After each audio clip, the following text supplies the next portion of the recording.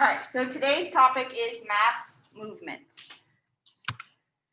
So this takes us back to erosion because we're going to talk about erosion and mass movement together. Erosion we've already talked about and reviewed today is the process by which the products of weathering are transported. So we pick up those things that were weathered and move them. So examples of this are wind, gravity, glaciers, ocean waves and currents, and streams. So what exactly is mass movement? Mass movement is the movement of rock fragments down an incline, and it is as a result of gravity, okay? It is due to gravity. So a word we should be familiar with is talus. This is a pile of rocks that accumulate at the base of that slope, that incline. So at the bottom, that is known as talus, that pile of rocks. There are 4 types of mass movements that we are going to talk about. The first is a landslide. So this might be something that we have heard of before. So this is a sudden movement of loose rock. So rock that is already loosened and soil down a slope of a hill, mountain, or cliff.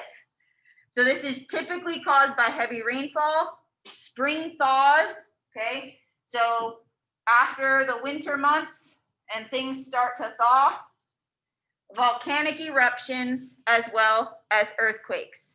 So an avalanche is actually a type of landslide. So here's a picture of what this looks like. Okay, and they can cause a lot of damage. Next is a creep. This is a slow downhill movement, just like it's saying creep. Okay, you creep up on somebody. If you creep up on somebody, you move up on somebody super slow, right? And spook them. All right, so this is a slow downhill movement of rock and soil. It will cause fixed objects such as trees, fence posts, light poles, okay, in the soil to actually lean downhill. So it typically will go unnoticed until the object actually starts to lean.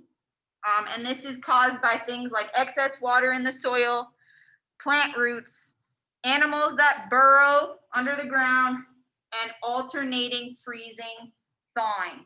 So winter months we freeze, then when we get into the spring, we thaw and melt, and then things refreeze and thaw, and it's an ongoing cycle. So here's an example of what this looks like. So like I said, typically it's not noticeable until those things actually start to bend or lean. So you can see, this is a great example here, how you can see the tree actually bending. Next is a slump. This is a mass of loosened rock and soil that moves downhill in one large chunk. So notice, everything is moving downhill, okay? This is caused by excess water as well in the soil, and this causes a loss of friction, allowing rock to slip downhill. So if you don't have that friction or traction, okay, it's gonna go. So here's an example of a slump. Kind of looks like the bottom just went out and it went choop. Here's another example. This happens a lot to roads, especially near water, like creeks. And then we have a mud flow, okay? This is clay and silt that's saturated with water flow, and it flows rapidly downhill. This is typically caused by heavy rain. It usually occurs in dry mountainous regions during sudden heavy rainfall that just comes out of nowhere. This can be very dangerous, and it can wash out roads and even destroy buildings.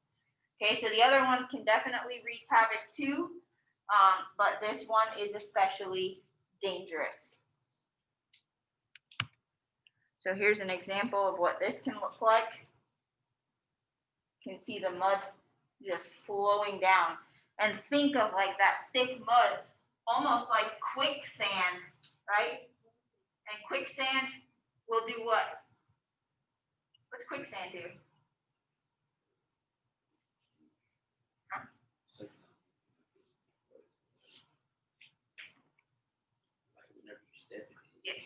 Yes, so you get stuck in there, right? So think mud, super thick. We talked clay and silt, so it can kind of act the same way.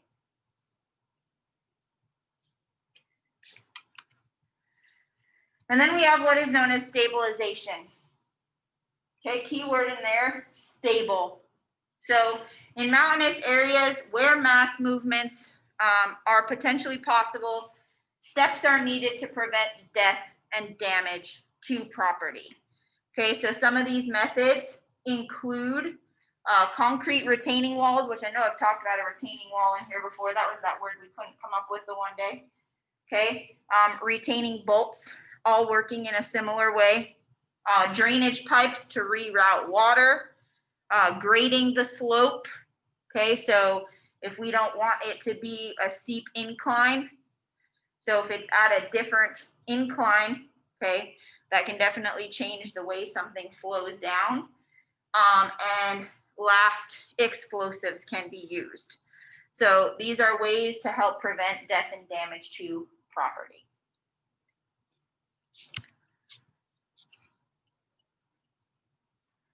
So this is an example. This is kind of how they do retaining walls. So retaining walls get put sometimes in yards. And I know I've talked about that in here before. All right, so to sum everything up, tell me true or false. The process by which the products of weathering are transported is called erosion. True or false? That is very true. The movement of rock fragments down an incline as a result of an earthquake is mass movement. True or false? It is false. What makes it false? What is a mass movement due to? Begins with a G. GR.